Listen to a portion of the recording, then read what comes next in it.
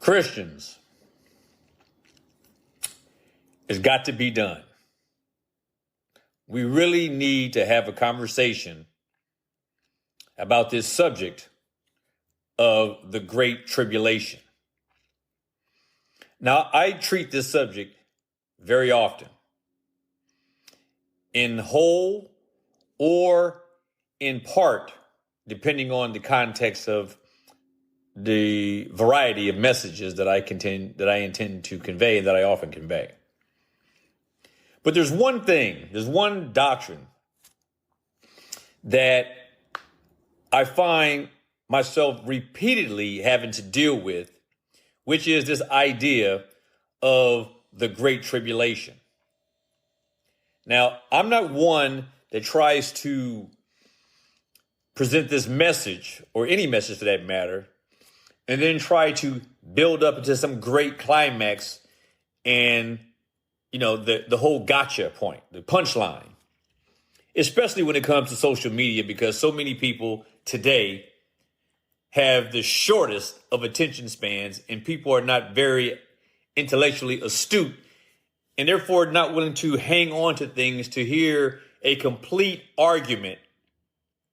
But because of that, I'm going to tell you up front what my premise is and what I intend to prove.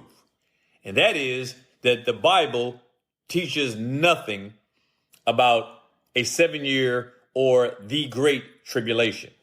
It's simply not taught in the Bible at all. It is not true. The 7-year tribulation, or the quote unquote Great Tribulation, is not a biblical teaching at all. It is not.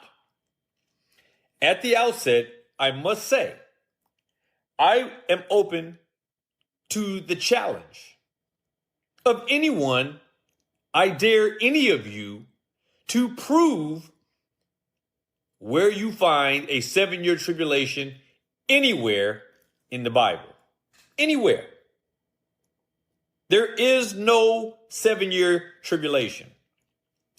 Some of you dispensationalists, you're going to go look in and try to tell me that it's taught clearly and plainly in Daniel chapter 9, when in fact it is not. There is nothing in Daniel 9 that says anything about a 7-year tribulation, let alone the word 7-year or the expression 7-year, or nothing about tribulation in Daniel. Daniel mentions nothing about tribulation in any form or fashion. None.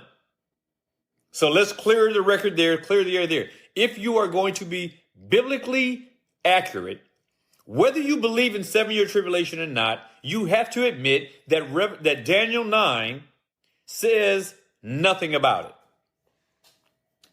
Now, the other places that people will go to say that the Bible teaches a 7-year tribulation is Revelation, the book of Revelation. The book of Revelation says nothing about a 7-year tribulation. Absolutely nothing. There is no 7-year tribulation or the Great Tribulation mentioned anywhere in the book of Revelation. Again, I challenge you to see this, to show me this. Now, there's only one other place that the Bible ever says and puts the two words Great Tribulation together. Now, so far, I have one listener who has already said, all I see is Great Tribulation. And he actually says, all I see is Great Tribulation. But what is interesting is that what he does and what other people do is they capitalize great, and they insinuate that this Great Tribulation is a proper term or a proper expression, when in fact the Bible doesn't say that. So when you see Great Tribulation in the Bible, you do see it once in Matthew 24. And what it says is Great Tribulation. In other words, intense tribulation. That's what it means. Intense tribulation. It doesn't mean a period of time that is specified as the Great Tribulation. To that, I must say that when the Bible says in Matthew 24:21, for then shall be great tribulation, the definite article is not there. In other words, you don't see the Great Tribulation. All you see is Great Tribulation in Matthew 24. Xavier, you see that? There's only Great Tribulation, and there's no definite article, and Great Tribulation there, great is an adjective describing the tribulation.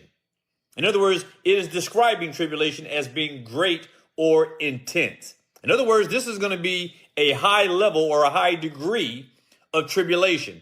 It is not talking about a specific, carved out, 7-year, specified properly as the Great Tribulation. It is not there in the Bible. Again, Christians, please listen to me, because I'm not trying to just be argumentative and trying to just be the cause of this great debate and disruption. What I want to do is to prove one point, is that even if you disagree with everything that I'm saying and that I'm about to say, what I'm hoping you are willing to admit as serious Christians and serious students of the Word of God, you have to admit this. The Bible never says anything about a 7-year tribulation anywhere. The Bible never says the Great Tribulation anywhere. So, like my friend File Note Not Found says, is telling me to just stop. No, you just stop. Because what I can't stand to hear people do, like this person, is this. People love to say, you're wrong, stop saying it, that's not true, but never do these people tell me I'm wrong. So if you're going to tell me to stop, tell me why, or be quiet. Because more often than not, most of you who talk about this subject have no idea what you're talking about, but you love to go on and tell people they're wrong about things. So I have no problem carrying on. This is what I love about social media, for instance, as opposed to the pulpit. Because here, as far as I'm concerned, I'm on the street. On the street. I don't have to be pulpit correct. I can tell you straight the way that it is. And I can offer you the opportunity to be straight with me. So if I'm wrong, show me where and how. But you won't be able to do it because it's not there. And I've had this challenge for over 35 years, and no one has been able to do it, and they can't, and they won't even try.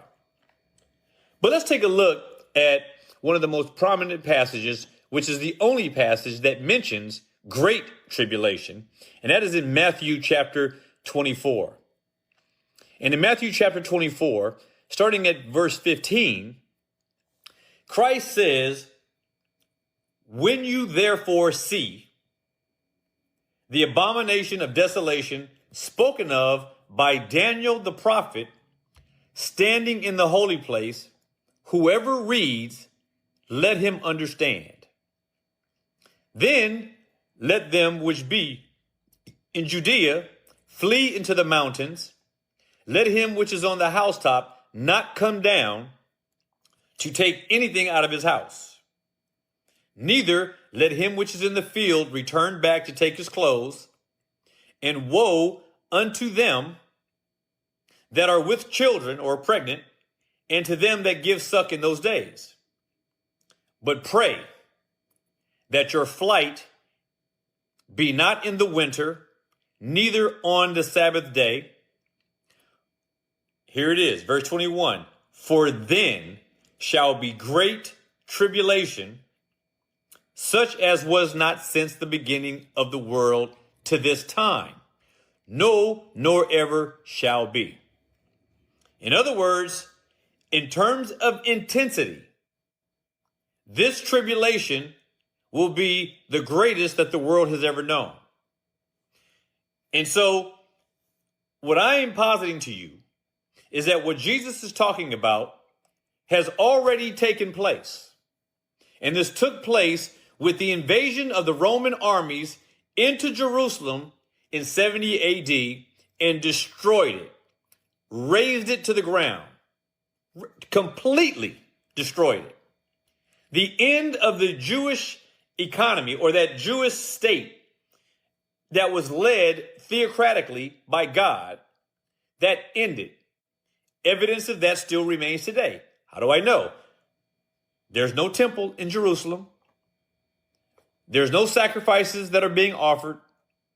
None of the 600 plus laws, ceremonial laws that were given to Moses are being observed.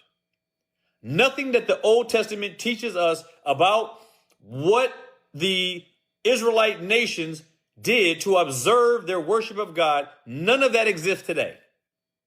None of it. It is all gone. All of that was destroyed.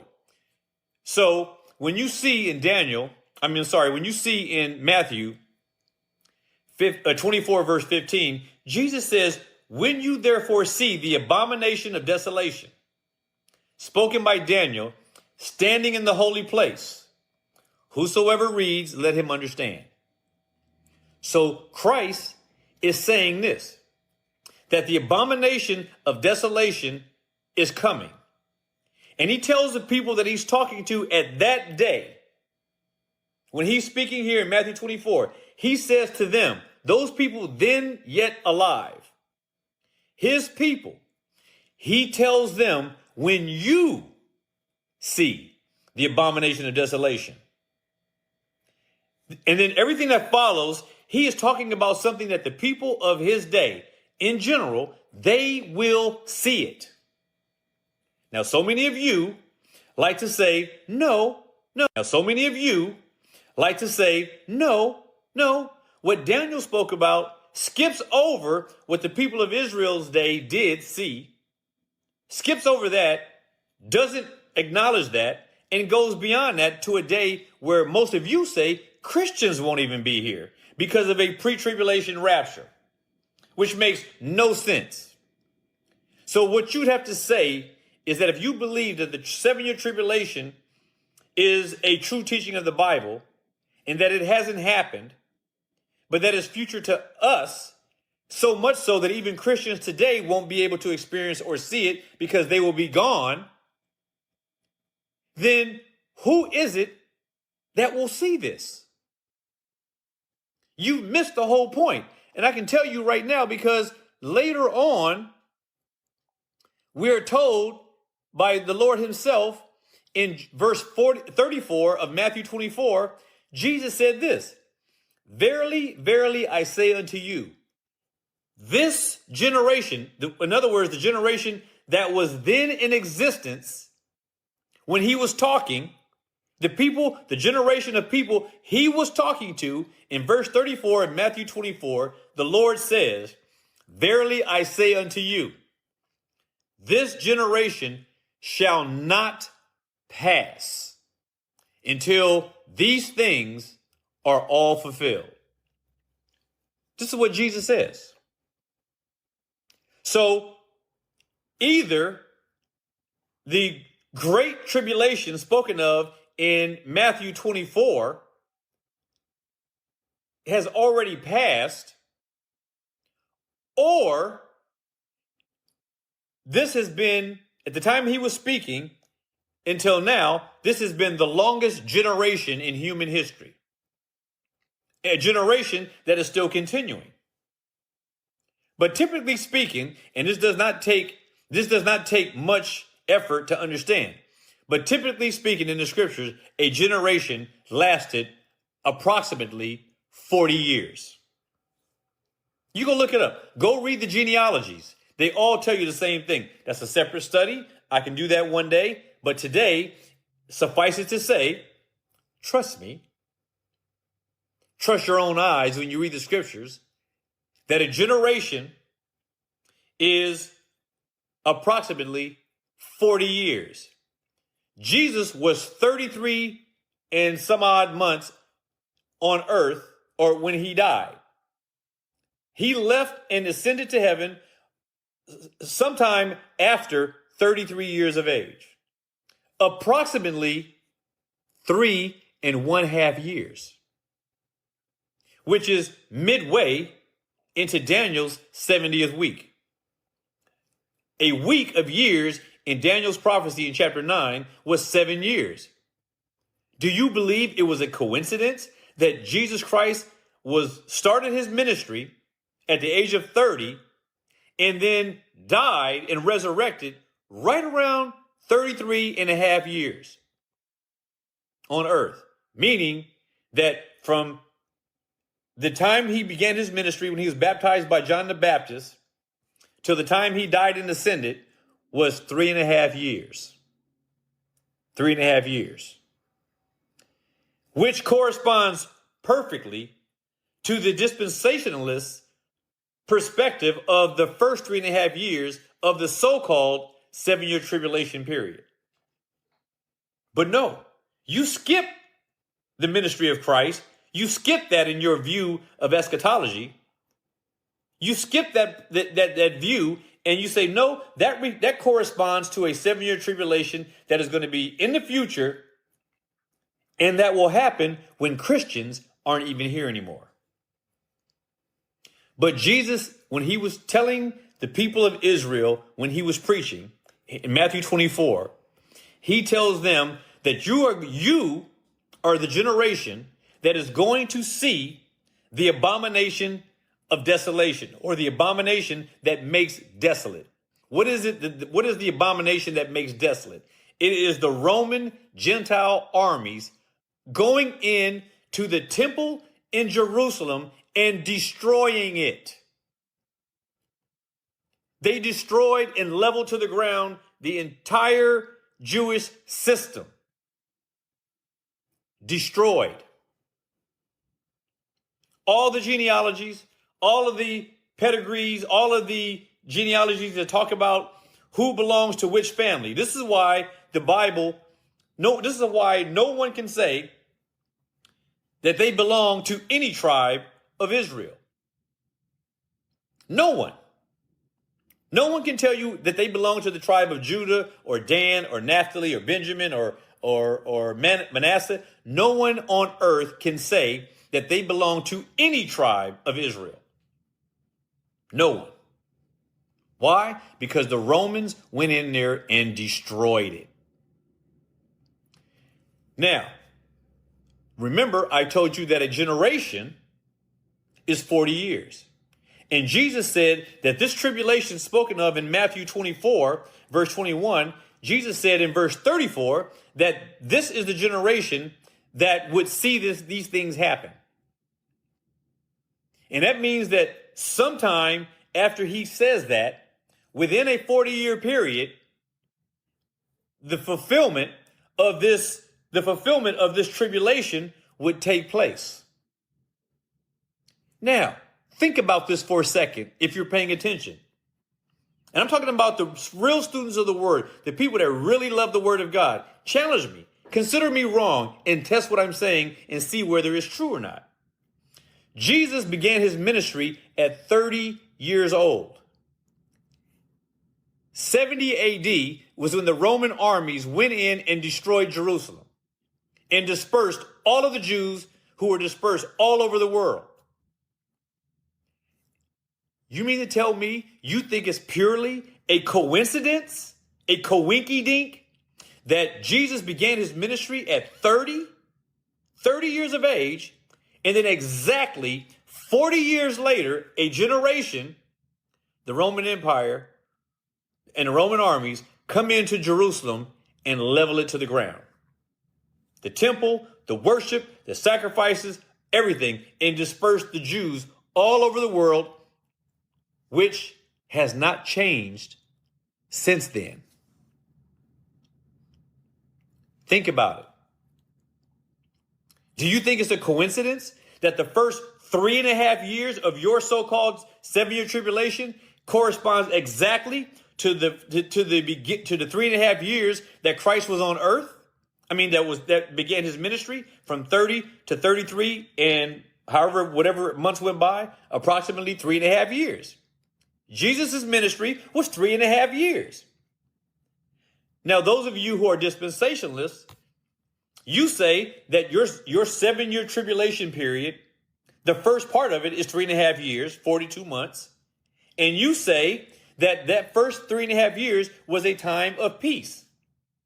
Jesus Christ was the Prince of Peace, and he preached his gospel of peace from 30 years old to 33.5 years old, 42 months. Do you think that was a coincidence?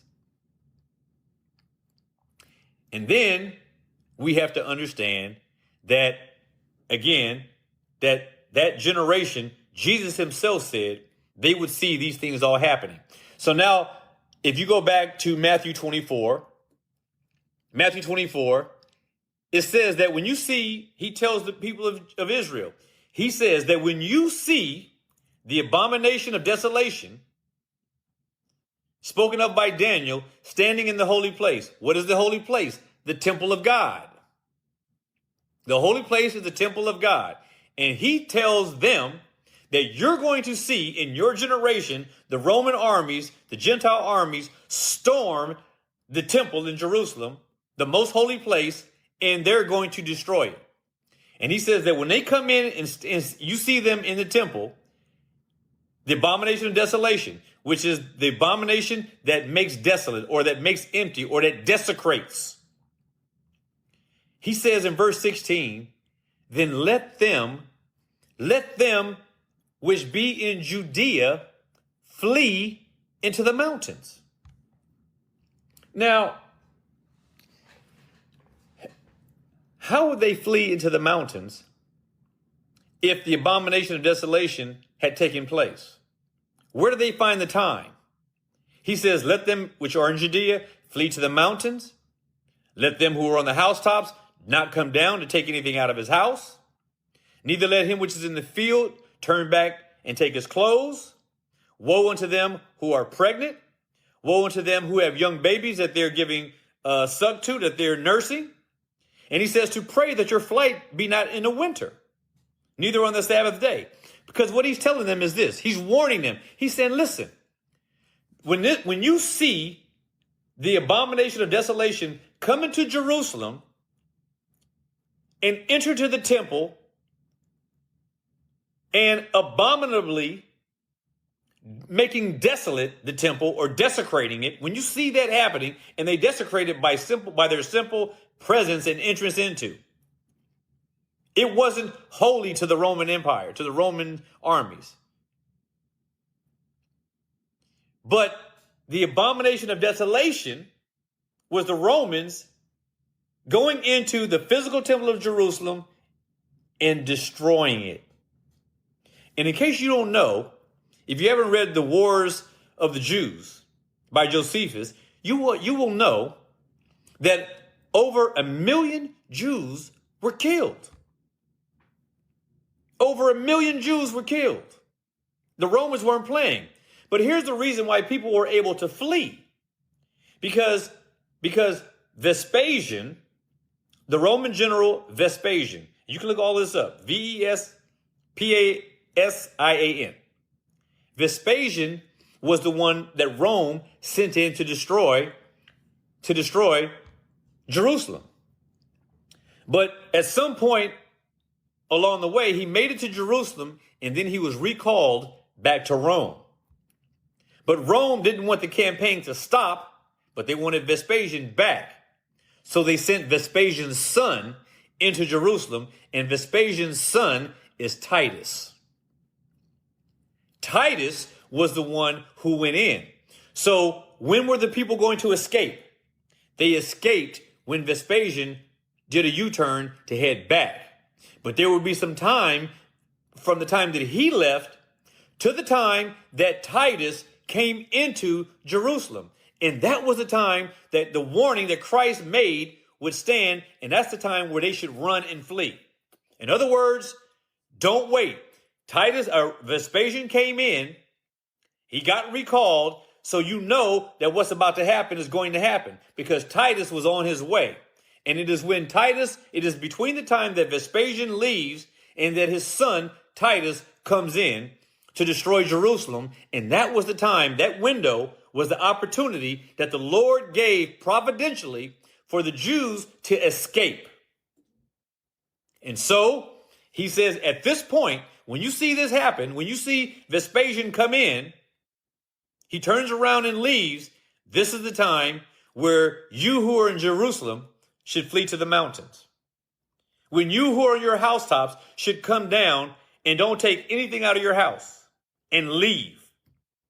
If you're in the field, don't come back into the city to get your clothes and your things and your photo albums and whatnot. Get out. If you're in the field, don't return to take your clothes. And he says, but woe unto you who are with children and give suck in those days, or are nursing your children. Pray that your flight be not in the winter or neither on the Sabbath day. Women were going to have a hard time, and people that had children, young children, were going to have a hard time because it is hard to try to take your children and get out of town before the Romans come in and start killing people, which is what was going to happen, and which is what did happen. So he says, pray that your flight be not in the winter, because that is also going to be a time where it's cold and it's just harder to get out. And then he says this, because at this time, because he's telling them, when you see this happen, get out of Dodge immediately. Don't look back like he told Lot's wife. Don't look back. Don't go get your clothes. Don't get your stuff. Don't get your tent. Don't pack your jewelry. Don't do any of that. When you see the Roman armies come into Jerusalem, leave. Immediately leave. All right? And then he tells them why. Why should you leave with such haste? Why should you leave with such urgency? He says, because then there shall be great tribulation, such as was not since the beginning of the world until this time, nor shall ever be. This is what Christ is saying. This is talking about something that is historical and that has already happened. And the Roman armies went into Jerusalem and decimated it. And all those people who either didn't leave or who didn't get away. Let me give you an example. In our country, here in America, like all other countries, we can experience some very tragic times, especially when it comes to the weather. Hurricanes and tsunamis and all these kinds of things that take place. In America, we have hurricanes and we have earthquakes and whatnot. And so often, and I know because I used to live in Florida, and one of the things that always happens, particularly in Florida, is that people, when a severe storm front is coming in that has the potential to be seriously destructive, tornadoes as well, you hear the news people telling everyone to get out. Leave. Get away from here because it is going to be destructive. What do people always do? I have nowhere to go. Where am I going to go? Or they run back to the house. I got to stay in my house. They don't want to leave. Or they tell you they can't leave because the traffic is so bad. All kinds of reasons.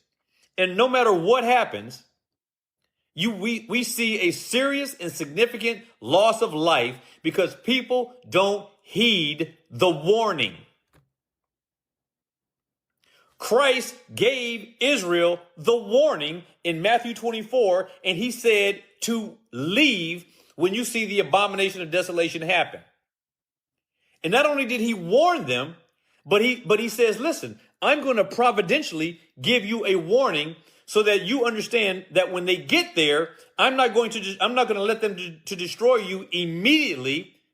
I'm going to have the first general turn around and leave so that you have a window of opportunity before they send his son in, Titus. So providentially, Christ gave them the perfect way out. And yet over 1 million Jews were killed by the Roman armies that went in spite of this warning that we see here in Matthew 24. And this whole scenario is a scenario that so many of you are saying never happened. Well, let me clear that up. I apologize for that. You don't say that never happened, but you say that this great tribulation that is spoken of here is going to happen in the future. But you didn't.